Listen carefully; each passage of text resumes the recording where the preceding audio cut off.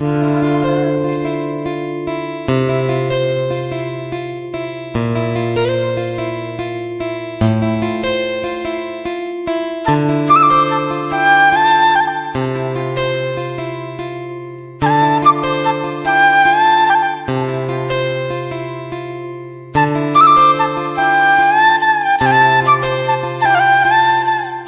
শ্রীকৃষ্ণ, রাধে রাধে, শুভ সকাল সবাইকে। কেমন আছো তোমরা সবাই? আশা করছি ভালো আছো, সুস্থ আছো।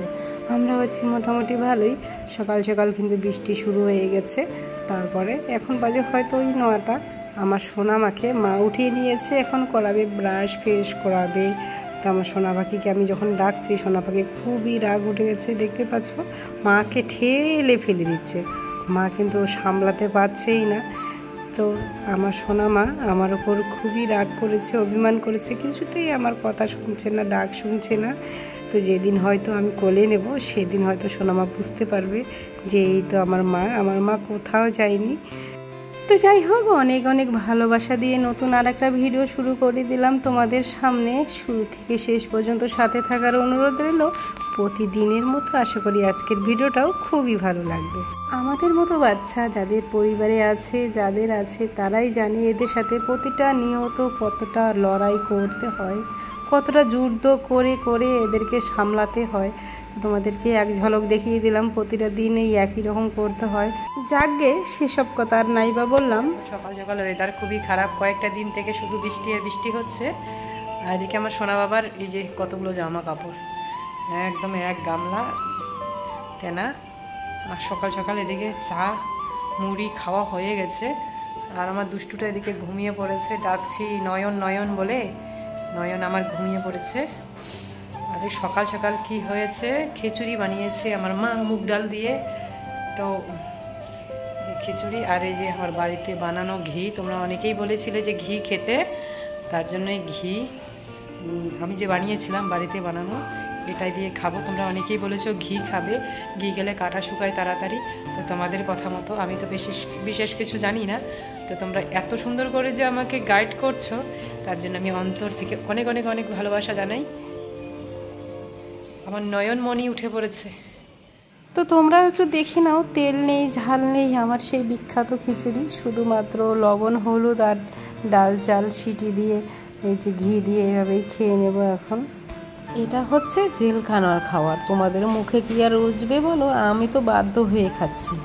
তো আমার যখন পরিস্থিতি, আমার কিন্তু এরকমটাই মনে হয়। আমি মনে হয় জেলখানার ভিতরেই আছি, একদম বদ্ধ ঘরের মধ্যে সারাদিন একা একা টুকটুক করে থাকো, মোবাইলের কিছু কাজ করো, আর এই যে খাওয়া দাওয়া আর সোনা বাবার একটু কেয়ার করা, এই হলো আমার কাজ। আর দেখো, আকাশটা একটু পরপর একটু ভালো করছে, একটু বৃষ্টি আসছে, হব আশা করি। তাই কাপড়গুলোও কিন্তু একটু মেলে দিচ্ছি। এগুলো হচ্ছে সব সোনা বাবার কাপড় চোপড়, সোনামার কাপড় চোপড় মা ধুয়ে রেখে দিয়েছে, মা পরে মেলে দিবে।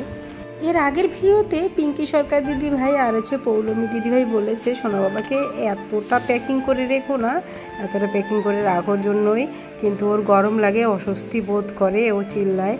তো আসলে আমি কখন প্যাকিংটা করি জানো? যখন খাওয়াবো তার আগে।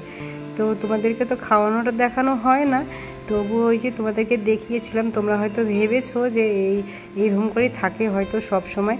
আসলে না, যখন খাওয়াই তখনই ওরকম করতে হয়, না হলে ওকে আমি কিছুতেই খাওয়াতে পারি না। এত হাত পা ছুঁড়ে, এত দুষ্টু আমার ছেলেটা। তোমাদের যখন দেখাবো তোমরা দেখলেই বুঝতে পারবে, শুধু হাত পা ছুঁড়তেই থাকে, কিছুতেই খাওয়া মুখে নেয় না। তার জন্য এই ব্যবস্থাটা করতেই হয় আর কি। আর তোমরা কিন্তু প্রত্যেকেই একটা কথাই বলেছো যে বেশি করে ঘি খাবে, ঘি খেলে কিন্তু ঘা শুকায়। তো বাড়িতে আসার পর তো আমি ঘি খাইনি, আজকের থেকে ঘি খাওয়া শুরু করে দিয়েছি। আর যখন হসপিটালে ছিলাম তখন কিন্তু ডাল চাল ভালো করে ঘি দিয়ে গলা ভাত করে এনে দিয়েছিল রেহান ব্লগের আমার মা, ইউটিউবের মা। আর তোমাদেরকে এখানে দেখিয়ে দিচ্ছি, আমাদের তো ধান সিদ্ধ করা হয়েছিল, মা ওরা ধান সিদ্ধ করিয়েছিল, তোমরা দেখেছোই আগে। তাই এখানে চালগুলো ঢেলে দেওয়া হলো, চালগুলো একটু ঠান্ডা করার জন্য। গরম গরম যদি ড্রামের মধ্যে রাখা যায় তাহলে চালগুলো নষ্ট হয়ে যায়, গন্ধ হয়ে যায়, তার জন্য। আর এখানে ফল দেখাচ্ছি তোমাদেরকে। আজকে যেহেতু একাদশী আর আমার মা একাদশী পালন করে, তাই এখানে কিছু ফল আর সাবু আনা হয়েছে। আর তোমাদেরকে একটা কথা এখনো পর্যন্ত বলা হয়নি, তোমরাও ভুলে গেছো জিজ্ঞাসা করতে। আমার গোপু সোনা কিন্তু আমার মামি শাশুড়ির বাড়িতে আছে। তোমরা অনেকেই এতদিনে জানো যে আমার মামি শাশুড়ি বৈষ্ণব। আমার মামি শাশুড়ির বাড়িতেও অনেক গোপু সোনা আছে। আমরা যেদিন হসপিটালে গিয়েছিলাম সেই দিনেই মামি কিন্তু নিয়ে গেছে। গোপু সোনা 1 মাস থাকবে আমার মামি শাশুড়ির বাড়িতে। আর এদিকে দেখো আমার নয়ন সোনার জন্য কি এনেছে ওর বাবু, লিচু, আম আর হচ্ছে নারকেল, এই 3 ধরনের গাছ এনেছে। আমার নয়ন সোনা যখন বড় হবে তখন এই গাছগুলো বড় হবে, ফল দেবে, আর আমার নয়ন সোনা খুব সুন্দর করে ফল খাবে। তো আমার মনে হয় আমাদের প্রত্যেকটা মানুষের 1-এর অধিক গাছ লাগানো দরকার। প্রকৃতি মাতা যা রুষ্ট হয়ে রয়েছে, এতটা গরম মহামারী, তো একমাত্র এই গাছই কিন্তু আমাদেরকে রক্ষা করতে পারে। কারণ গাছের প্রচুর কাটা হচ্ছে কিন্তু রোপণ করা হচ্ছে না। এদিকে তোমাদেরকে দেখিয়ে দিলাম আমার মা ওইদিকে সবজি কাটছে, আমার জন্য রান্না করবে তাই। আর এদিকে আমার সোনা পাখি কিন্তু শুয়ে রয়েছে, আমি ডাকছি সোনা পাখিকে, সোনা পাখি কিন্তু একদম এদিক ওদিক তাকাচ্ছে, ও ভাবছে আমার মা কোথায়, আমার মা কোথায়। আর দেখো এদিকে আমার দুপুরের খাওয়া দাওয়াও কিন্তু চলে এসেছে। এখন বাজে হয়তো ওই 1টা কি 2টো। তো দেখতে পাচ্ছ মা কী করেছে, সবজি দিয়ে একদম ডাল চচ্চড়ি করেছে। আমি বলেছিলাম যে এই যে ডাল সিটি দিয়ে সবজি সব কিছু দিয়ে সিটি দিয়ে তারপরে এসে করো। তো এই যে একটুখানি ভাতও নিয়ে নিলাম এখানে, আর বাটা তো রয়েছে, কালো জিরা বাটা, পেঁয়াজ রসুন দিয়ে। তোমরা অনেকেই বলেছো যে পেঁয়াজ ভাজা খাবে বেশি করে, পেঁয়াজ রসুন ভাজা। তো পেঁয়াজটাকে ভেজে ওখানে 2-1টা সয়াবিন দিয়েছে, তো সেটাকে আবার মিক্সারের মধ্যে ঘুরিয়ে দিয়েছে আমার মা। তো কাপড় চোপড় তো মেলা হয়েছে, আকাশের অবস্থা এই রকম দেখো। সব কাপড় তো শুকায়নি, পাতলাগুলো শুকিয়েছে, আর যেগুলো একটু ড্যাম রয়েছে সেগুলো আবার ঘরে মেলতে হবে। তোমরা অনেকেই বলেছো যে ঘরের ভিতরে একদমই ভেজা কাপড় মেলবে না, সোনা বাবার সর্দি লাগতে পারে, ঠান্ডা লাগতে পারে। তো আমি তো একদমই ভেজা কাপড় মেলে দেই না ঘরের ভিতরে, একটু ড্যাম যেগুলো থাকে সেগুলো মেলে দিই।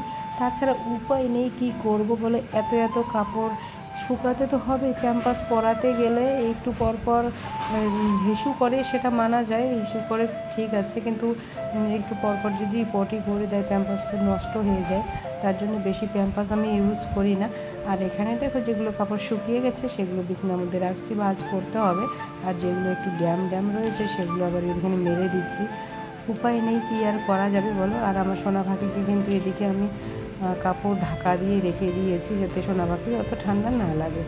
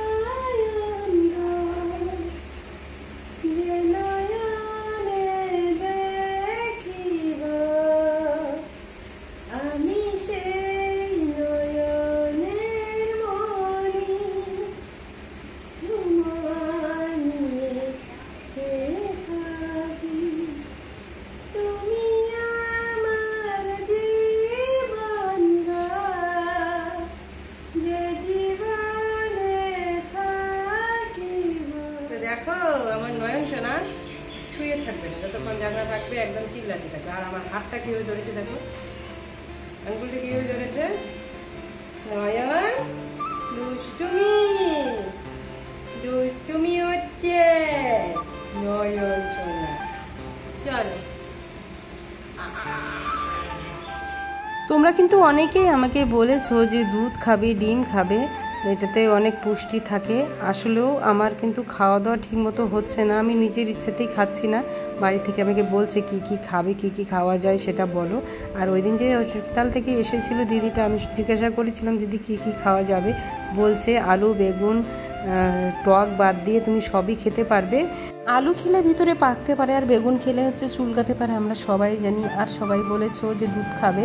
আর এসবি দিদিভাই আমাকে বলেছিল, এসবি ব্লগের এসবি দিদিভাই, সুমনা দিদিভাই যে তুমি দুধটা না খেয়ে ছানা খেতে পারো, তো ছানা তো আমি অতটা খেতে পারি না, আর দুধটা খেলে অতটা সমস্যা হয় না। আমার মনে হয় দুধটা খেতেও হবে, কারণ আমার এই পাওয়ারি ওষুধগুলো খেয়ে খেয়ে মাথা ঘুরছে, ঠিকমতো খাওয়া দাওয়া হচ্ছে না। তো এখন ঠিকমতো খাওয়া দাওয়া করতেই হবে। আর আমার সুস্মিতা দিদিভাই আমাকে কমেন্ট করেছিল খাওয়ানোর পর প্রতিদিন সবসময় ঢেকুর তোলাবে।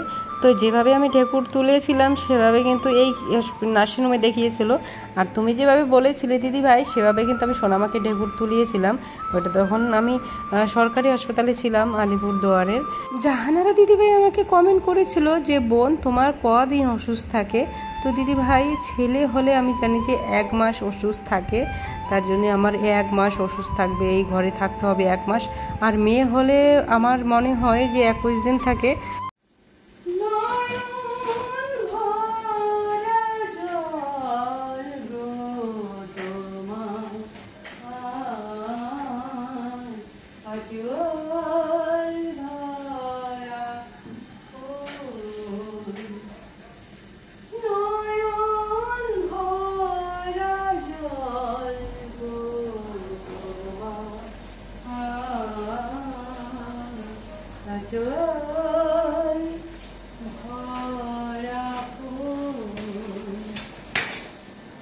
মালা যখন গাতো তখন পাশার যে জাগে,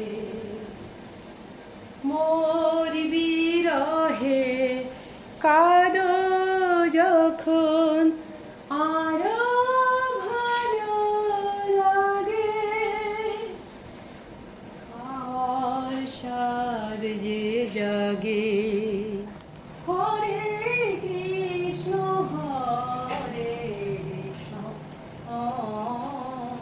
কৃষ্ণ কৃষ্ণ হরে হরে, হরে রাম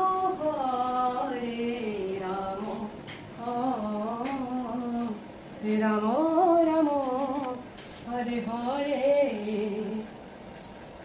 হরে কৃষ্ণ